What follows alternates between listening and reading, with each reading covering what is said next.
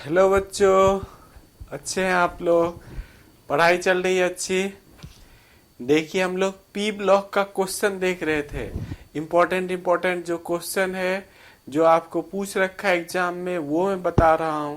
Okay, तो आज के क्लास में देखेंगे कुछ वेस्पर थ्योरी और दूसरे टाइप का भी क्वेश्चन। तो देखिए वेस्पर थ्योरी मैं आपको करा रखा हूँ। वेस्पर थ्योरी काफी लेंदी टॉपिक है। मैं आपको पूरा 2-3 वीडियो उधर बता रखा हूँ, इसलिए मैं उस पर अभी डिस्कस नहीं करने जा रहा हूँ। आप वहां से उसको देखिए पूरा डिटेल में। हर साल वेस्पर थ्योरी से 2-3 नंबर का क्वेश्चन रहता है। ओके, तो देखिए वेस्पर थ्योरी का ये क्वेश्चन है जो आपको पहले मैं बता रखा हूँ।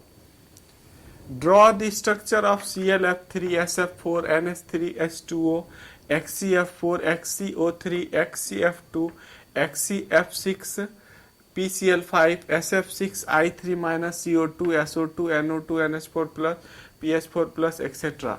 और कई सारा क्वेश्चन आपको मैं डिस्कस कर रखा हूँ, वो आप टेबल देखिए वेस्पर थ्योरी का, वहां से आपको समझ में आएगा। इस क्वेश्चन को मैं अभी एक्सप्लेन नहीं करने जा रहा हूँ, इसका आंसर वेस्पर थ्योरी के बेसिस पर होगा।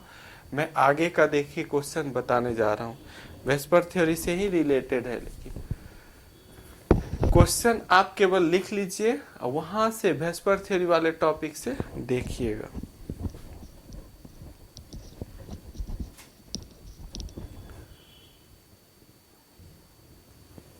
देखिए अगला क्वेश्चन मैं बताने जा रहा हूं।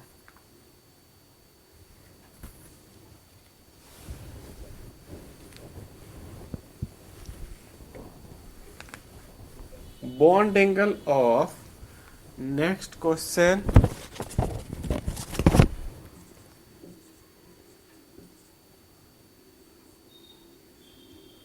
Bond angle of PH4 plus, PH4 plus is more than PH3. Explain.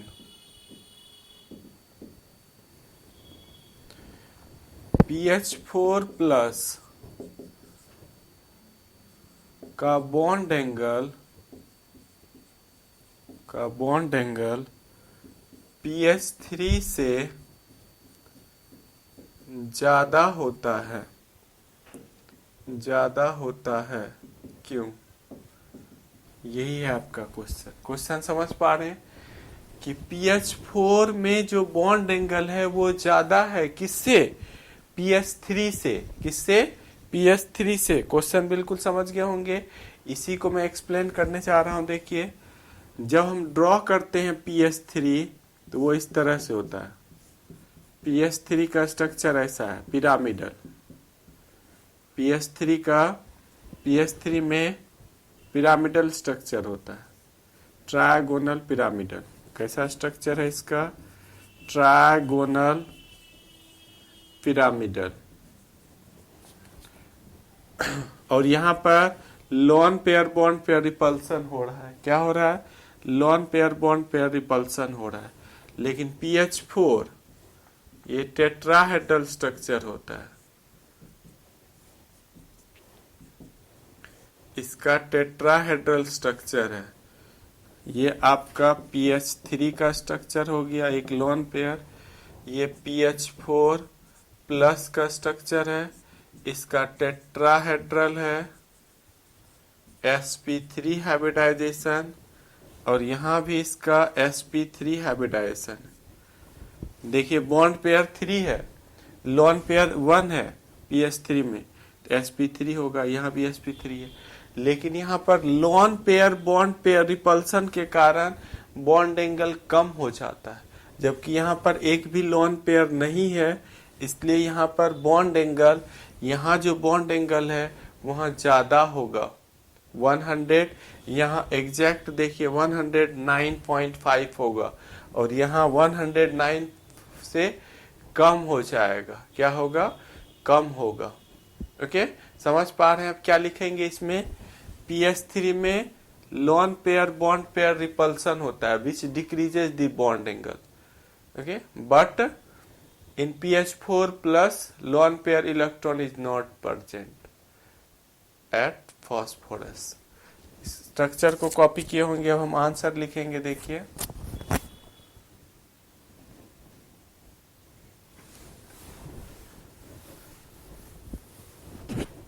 In pH3 answer इस तरह से लिखेंगे. इन pH3 one lone pair electron to the phosphorus atom which decreases its bond angle. It is due to lone pair bond pair repulsion. But in pH4 plus, lone pair electron is not present to the phosphorus atom. Therefore,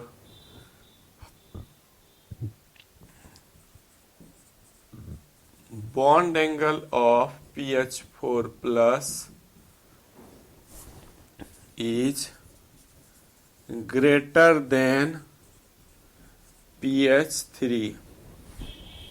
bond pair lone pair repulsion के कारण bond angle decrease हो गया. Okay, आप copy कर रहे होंगे. इन pH3 one lone pair electron to the phosphorus atom which decreases its bond angle. It is due to lone pair bond pair repulsion. But in pH4 plus, lone pair electron is not present to the phosphorus atom. Therefore, bond angle of pH4 plus is greater than pH3. Okay? जहां भी lone pair आएगा वहां bond angle decrease हो जाता है. ये याद रखिए आप. लुईस डॉट स्ट्रक्चर ड्रॉ कर लीजिए. यदि किसी कंपाउंड में सेंट्रल एटम पर लोन पेयर आ रहा है तो उसका बॉन्ड एंगल डिक्रीज हो जाएगा नॉर्मल से. यदि लोन पेयर नहीं है तो जो टेबल आप पढ़े हैं नॉर्मल वाला वही होगा.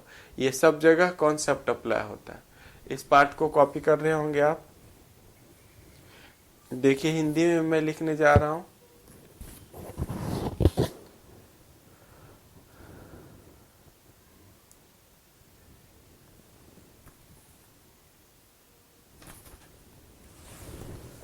हिंदी में मैं बताने जा रहा हूं इसी क्वेश्चन का आंसर.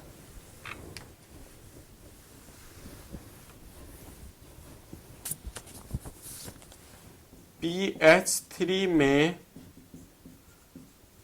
फास्फोरस परमाणु पर एक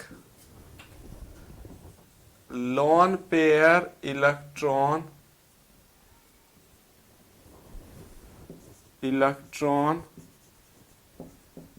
पाया जाता है.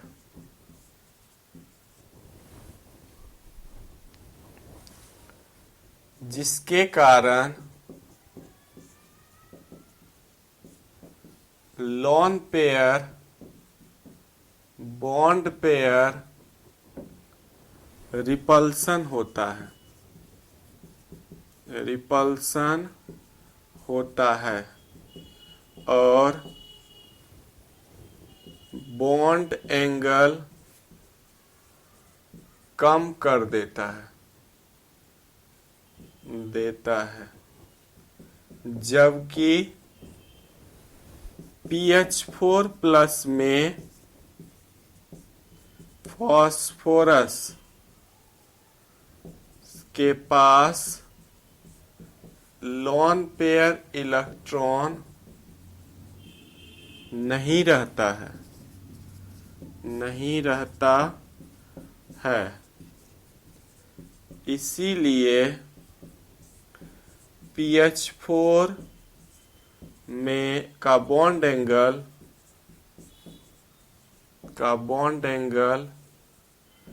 PH3 से ज्यादा होता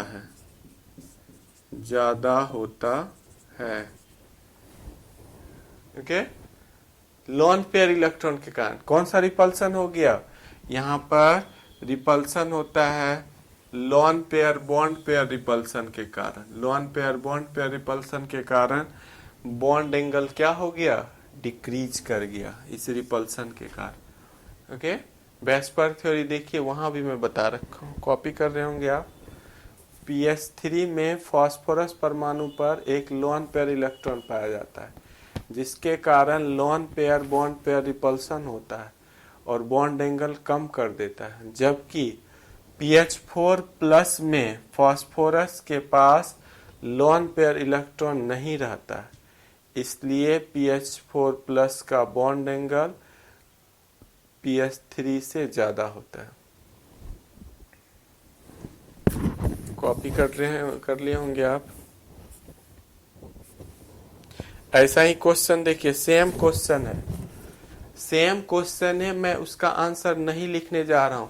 आपके एग्जाम में यदि ये क्वेश्चन पूछा है तो आगे हो सकता है ऐसा ही क्वेश्चन देखिए, सेम आंसर होगा, केवल यहाँ फास्फोरस के जगह नाइट्रोजन आ जाए। सेम क्वेश्चन है। ओके, तो देखिए सिमिलर क्वेश्चन मैं बताने जा रहा हूं। सिमिलर क्वेश्चन, पहले इस पार्ट को कॉपी कर रहे होंगे आप। सिमिलर क्वेश्चन देखिए, NH4, यहाँ P को हटा दीजिए, आंसर वैसा ही होगा। NH4 में bond angle of NH4 more than NH3। Same question, okay, same answer. जहां पर PH3 था वहां NH3 कर दीजिए, जहां PH4 प्लस था वहां NH4, यहाँ पर NH4 प्लस का बॉन्ड एंगल NH3 से ज्यादा क्यों होता है? ओके, आप लोग लिख लीजिएगा, सेम एज होगा answer. Okay,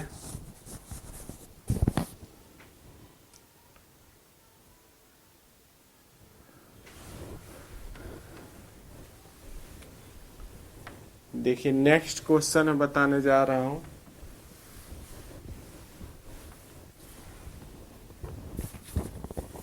draw the geometry of sp3 and D2sp3, दोनों की ज्यामिति ड्रॉ करना है।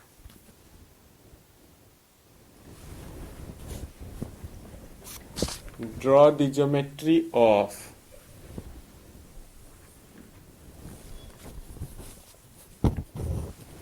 नेक्स्ट क्वेश्चन है आपका, draw the geometry of sp3 and D2sp3। Draw the geometry of sp3 and D2sp3, इसकी ज्योमेट्री ड्रॉ करना है।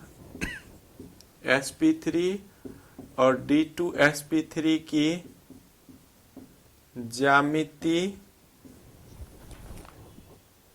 खींचें। sp3 का कैसा होता है? टेट्राहेड्रल। sp3 का कैसा होता है? sp3 का स्ट्रक्चर होता है टेट्राहेड्रल। टेट्राहेड्रल इस तरह से होता है, देखिए ये एक थोड़ा बड़ा होगा, यहां से इसको मिलाइए, इसको मिलाइए और ये नीचे जाएगा।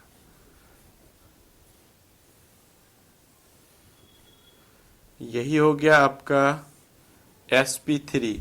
ये sp3 का हो गया टेट्राहेड्रल। ये किसका हो गया? sp3 का स्ट्रक्चर हो गया, ये टेट्राहेड्रल होता है। जेड एक्सिस में एक जाता है, जैसे इसका एग्जांपल मीथेन CH4 में sp3 हाइब्रिडाइजेशन होता है। और मीथेन का जब हम ड्रॉ करते हैं तो देखिए इस तरह से होता है टेट्राहेड्रल। मीथेन में इस तरह से स्ट्रक्चर होता है, हाइड्रोजन यहां रहता है। टेट्राहेड्रल। ओके, समझ पा रहे हैं? बिल्कुल समझ गए होंगे, कॉपी कर रहे होंगे, और उसका भी ड्रॉ कर देते हैं। ऑक्टाहेड्रल, D2sp3 का ऑक्टाहेड्रल होता है।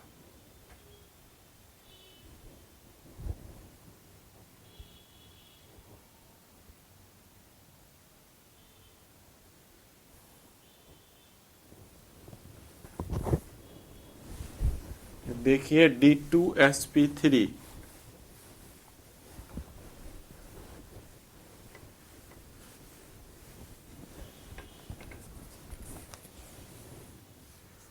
D2sp3 इसका ऑक्टाहेड्रल होता है।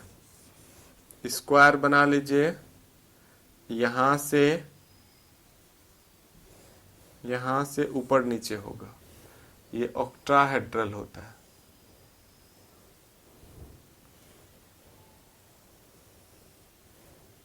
इस तरह से देखिए ऑक्टाहेड्रल होता है।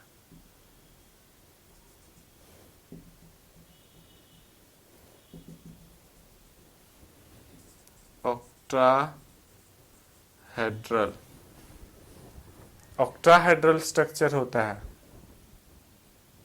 D2sp3 का। ऑर्बिटल डायग्राम दिखाएंगे यदि, तो इस तरह से देखिए होगा। ये स्क्वायर बना लिए, ये स्क्वायर बन गया, एक ऊपर जाएगा, इसके एक नीचे जाएगा। ओके, इस तरह से मिला देते हैं। दोनों एक ही स्ट्रक्चर है। ये आपका D2sp3 का है। इसको ऑक्टाहेड्रल या स्क्वायर बाइपिरामिडल, ऑक्टाहेड्रल का ही दूसरा नाम क्या होता है? ऑक्टाहेड्रल और स्क्वायर बाइपिरामिडल। ऑक्टाहेड्रल या स्क्वायर बाइपिरामिडल होता है। ओके, समझ पा रहे हैं आप? ये ड्रॉ करिए या ये ड्रॉ कीजिए, दोनों सही है।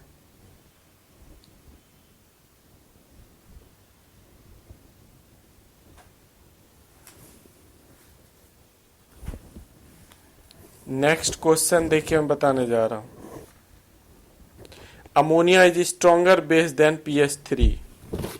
अगला क्वेश्चन, यहां तक आप समझ गए होंगे। मैं अगला पार्ट डिस्कस करने जा रहा हूं। Ammonia is stronger base.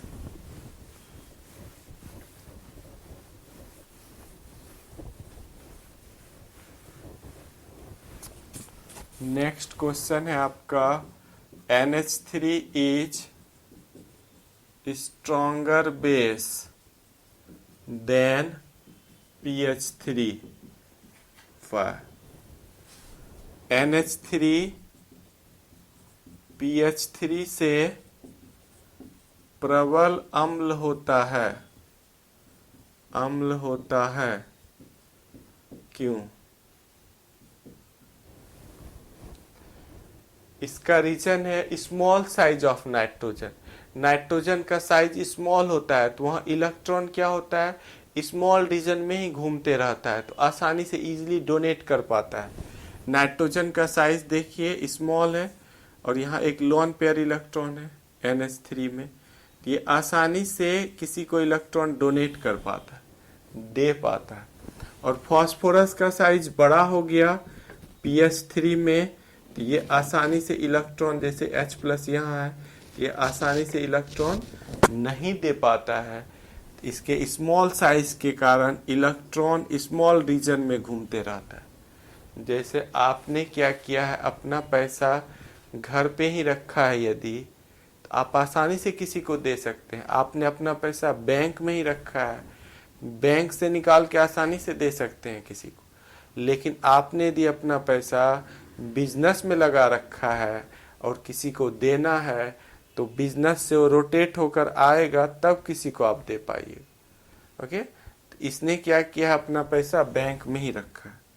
इसने अपना पैसा बिजनेस में रोटेट कर दिया है, यूपी बिहार में घूम रहा है, दिल्ली जा रहा है माल पैसा। ओके, तो वहां से मटेरियल आ रहा है, फिर सप्लाई होगा यूपी में, फिर जाके आपके पास पैसा आएगा। तो ये आसानी से डोनेट नहीं कर पाता है, ये आसानी से डोनेट कर पाता है। इसीलिए NH3 स्ट्रॉन्गर बेस है, इसके पास लोन पेयर इलेक्ट्रॉन है, यहाँ इसके पास लोन पेयर इलेक्ट्रॉन है, दोनों के पास। तो देखिए आंसर कैसे क्या लिखेंगे।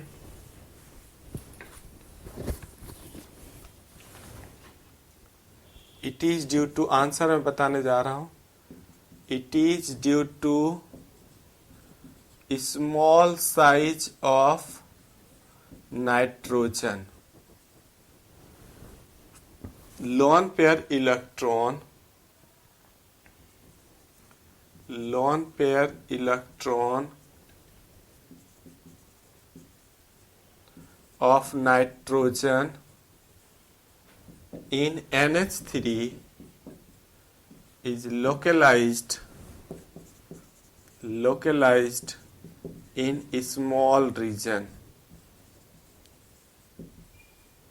Therefore, it donate electron easily, but in pH3,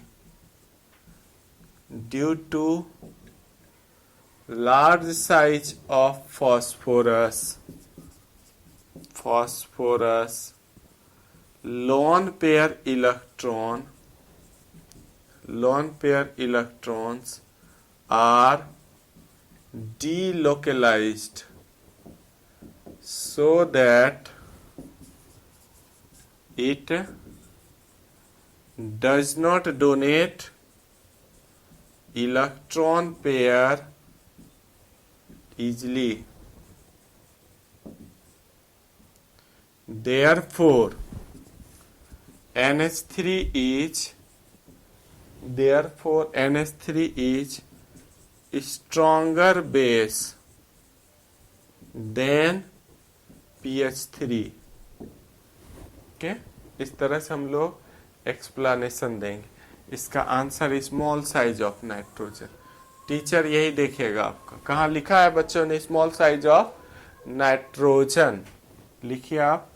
it is due to small size of nitrogen, lone pair electron of nitrogen in NH3 is localized in small region, therefore it donate electron easily, but in pH3 due to large size of phosphorus lone pair electron are delocalized so that it does not donate electron pair easily, therefore NH3 is stronger base than pH3। आप इस part को copy कर रहे होंगे, तब मैं देखिए आगे का क्वेश्चन बताऊंगा।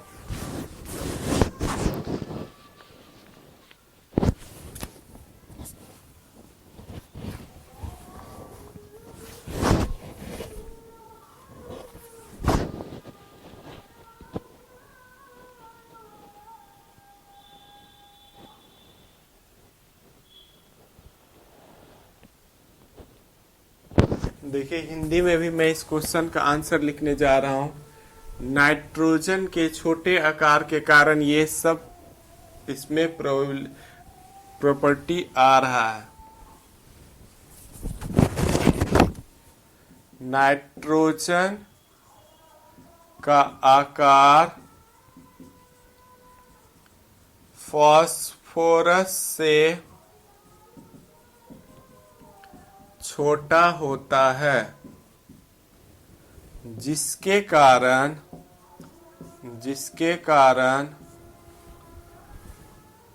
नाइट्रोजन का लोन पेयर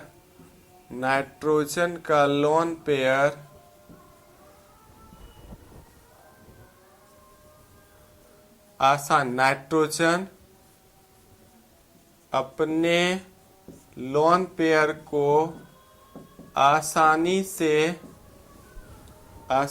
से प्रदान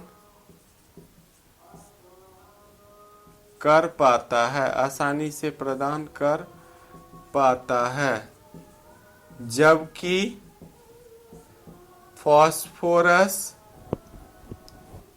अपना लोन पेयर डोनेट नहीं कर पाता है। लोन पेयर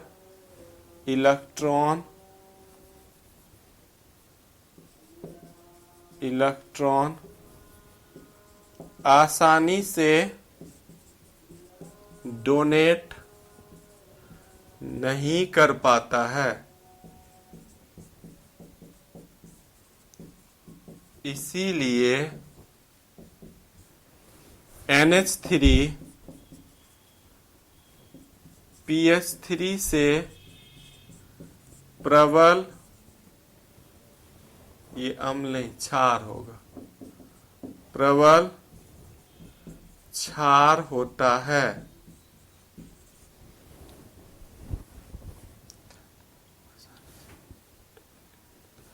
आसानी से डोनेट कर पाता है। ओके, कॉपी कर रहे होंगे आप। नाइट्रोजन का आकार फास्फोरस से छोटा होता है, जिसके कारण नाइट्रोजन अपने लोन पेयर इलेक्ट्रॉन को आसानी से डोनेट कर पाता है, जबकि फास्फोरस अपना लोन पेयर इलेक्ट्रॉन आसानी से डोनेट नहीं कर पाता है, इसीलिए NH3 PH3 से प्रबल क्षार होता है। कॉपी किए होंगे आप।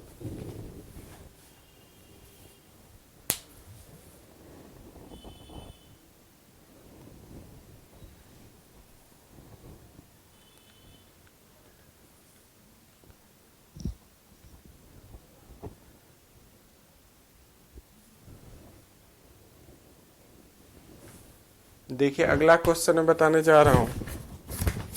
अगला क्वेश्चन है आपका थर्मल स्टेबिलिटी ऑफ वाटर। इस पार्ट को कॉपी किए होंगे आप।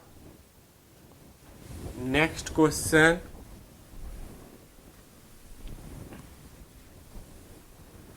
Thermal stability of water is much higher than that of H2S। Question ये रहा, thermal stability of water is much higher than H2S। वाह, H2O का थर्मल अस्थायित्व H2S से अधिक होता है। क्यों? मेरी बात समझ पा रहे होंगे। क्वेश्चन क्या कह रहा है? Thermal stability of water is much higher than H2S। Means H2O को जब आप हीट कीजिएगा, इसको जब हम लोग हीट करते हैं, इसमें ज़्यादा एनर्जी देना पड़ेगा इसको ब्रेक करने के लिए। थर्मली मतलब हीट करने से इसको ज़्यादा एनर्जी देना पड़ेगा in comparison to H2S। H2S को जब हम हीट करेंगे तो ये कम एनर्जी देने पर ही टूट जाता है। ऐसा क्यों होता है? यही है क्वेश्चन। बच्चा पहले क्वेश्चन ही नहीं समझता तो उसका आंसर क्या लिखेगा? क्वेश्चन कह रहा है thermal stability of H2O means H2O को जो हम लोग गर्म करेंगे वो ज़्यादा स्टेबल होगा। किसके कंपैरिजन में? H2S। आप लोगों को याद होगा, फोन याद होगा, फ्लोरीन ऑक्सीजन नाइट्रोजन जब हाइड्रोजन से जुड़ा रहता है तो ये क्या बनाता है? हाइड्रोजन बॉन्डिंग बनाता है। क्या बनाता है? हाइड्रोजन बॉन्डिंग बनाता है। ओके, हाइड्रोजन बॉन्डिंग ये बना रहा है,